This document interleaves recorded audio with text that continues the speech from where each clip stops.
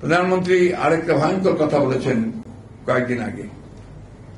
তিনি বলেছেন যে সাদা চামড়ার লোকেরা নাকি তাকে বলছে যে তাকে এখানে কোন একটা দেশের এয়ার বেস করতে দেওয়ার জন্য, অর্থাৎ সেখানে তাদের জঙ্গি বিমান নামবে, সেটাকে তাদের এয়ার বেস হিসেবে ব্যবহার করবে।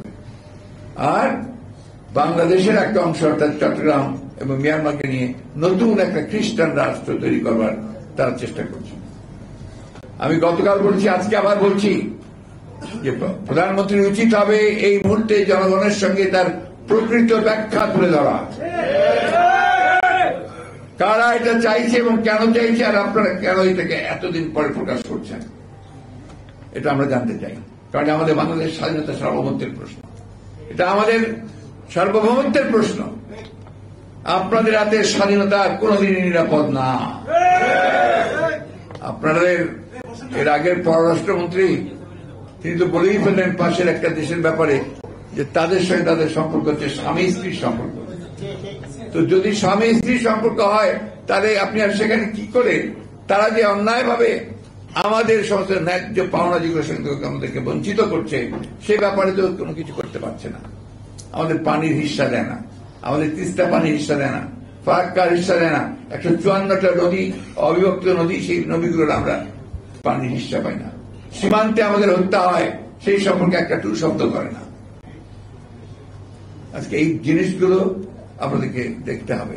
আপনাদের উপরে আর বলেবাদের উপরে যে অত্যাচার নির্যাতন, ধর্মপ্রাণ মানুষের উপরে যে অত্যাচার নির্যাতন, আর একটা ভয়াবহ ঘটনা ঘটছে, এটা আপনারা কে কতটুকু খেয়াল করছেন আমি জানি না।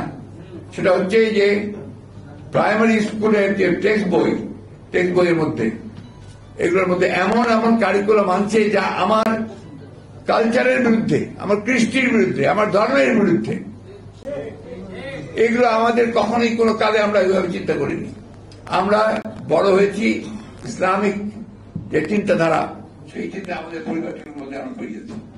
অন্যান্য ধর্মের লোকেরাও তাদের কিছু একটা ধর্মীয় একটা প্রভাব তাদের মধ্যে ছিল বলে তারা সেটাই করে ফেলেছে। আজকে সেইখান থেকে সম্পূর্ণভাবে বের করে নিয়ে একটা ধর্মহীন একটা রাষ্ট্রে পরিণত করবার চেষ্টা করা হচ্ছে। বন্ধুগণ, শহীদ প্রেসিডেন্ট জিয়া রহমানের শাহাদাত বার্ষিকী পালন করার উদ্দেশ্য একটাই, বারবার করি, শহীদ প্রেসিডেন্ট জিয়া রহমান শুধু স্মরণ করলে হবে না, মনে করলে হবে না, তাকে অনুসরণ করতে হবে।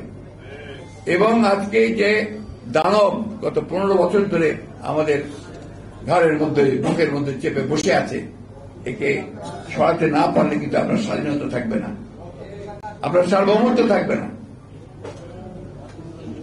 আমার এই ভোটের অধিকারকে ফিরিয়ে আনতে হবে।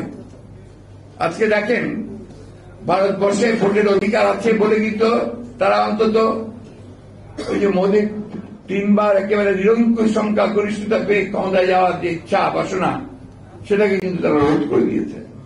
আজকে সব একক সংখ্যা গরিষ্ঠতা তারা পাচ্ছে না।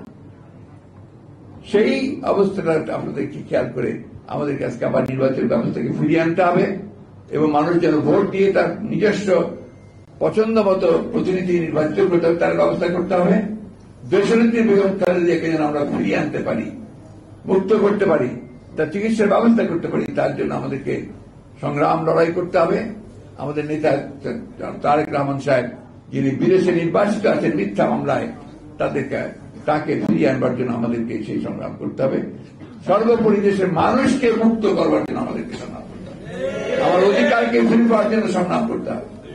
যে কথাটা অনেকে বলেছেন, আমি সবসময় বলি যে এই সংগ্রামের লড়াই তো আমার জন্য নয়, আমাদের এখানে যারা বসে তাদের কারোর জন্য নেই। এই সংগ্রামের লড়াই হচ্ছে আমার দেশের মানুষকে মুক্ত করবার জন্য, আমার স্বাধীনতাকে রক্ষা করবার জন্য। এই যে ডাক, স্বাধীনতা রক্ষা করবার যে ডাক, আমাদের দেশকে মুক্ত করবার যে ডাক, যে আহ্বান, এই আহ্বানে আপনারা সাড়া দিয়ে দল মত নির্বিশেষে সবাই মিলে একটা গণ আন্দোলন সৃষ্টি করতে হবে, যে আন্দোলনের মধ্যে দিয়ে আমরা এদেরকে পরাজিত করতে সক্ষম হব। আজকে শাহাদাত বার্ষিকীতে সেই হোক আমাদের আজকে প্রতিজ্ঞা, আমরা যেন সেইভাবে সামনের দিকে আল্লাহর নাম নিয়ে আমরা এগিয়ে যেতে পারি।